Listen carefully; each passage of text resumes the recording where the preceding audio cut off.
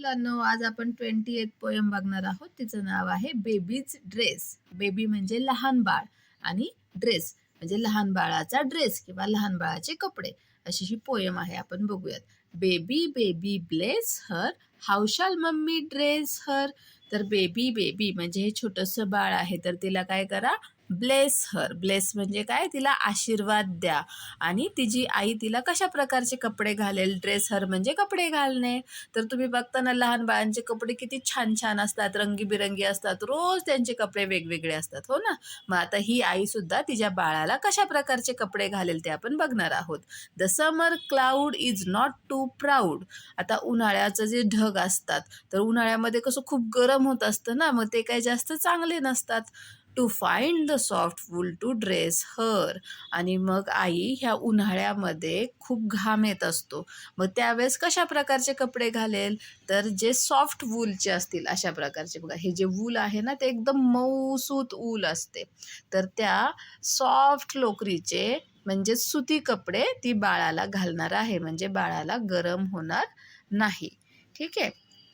The blue bell is a true bell. आता blue bell, हे बघा, हे जे फूल आहे ना, हे फ्लॉवर आहे, तर ते बेल शेप आहे, बेलच्या आकाराचं आहे. बेल म्हणजे काय, घंटी असते की नाही आपली, तर त्या घंटीच्या आकाराचं आहे, म्हणून ह्याला ट्रू बेल. म्हणजे हे जे ब्ल्यू बेल आहे ना, ते खरोखरच घंटीसारखं दिसत आहे.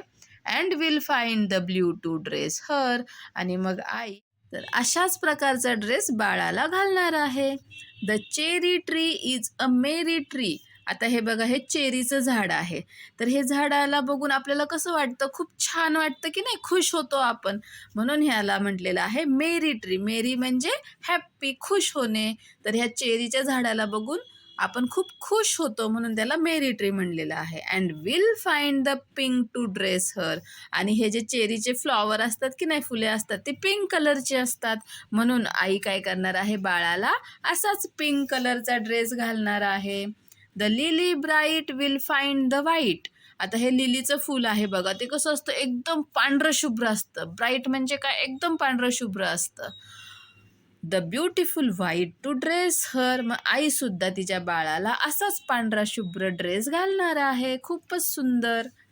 The leaves in the wood are sweet and good. तर आता जे झाडाची पाने असतात की नाही, तर ती खूप गोड असतात आणि चांगली असतात. And will find the green to dress her. मग आई या झाडाच्या पानांसारखाच हिरवा ड्रेस आपल्या बाळाला घालणार आहे. The honeysuckle with birds for a buckle. Honeysuckle म्हणजे असं लाल फूल असलेला एक वेल असतो. ठीक आहे. तर हे जे हनीसकल आहे, तर ते मी बकल म्हणजे बटन म्हणून वापरणार आहे. आणि हे त्याच्या विथ काय असणार आहे, बर्ड्स, ह्या कळ्या असणार आहेत, आणि ते असं मी पोटाला इथे बटन म्हणून वापरणार आहे. Will make a girdle to dress her. Girdle म्हणजे असं पूर्ण कमरेभोवती गोल ते मी लावणार आहे. ठीक आहे. आणि अशा प्रकारे छान मी तिला ड्रेस घालणार आहे. The heavens hold both silver and gold in the stars and they will dress her. आता इथे हेवन म्हणजे स्वर्ग, इथं आभाळाला हेवन म्हटलेलं आहे.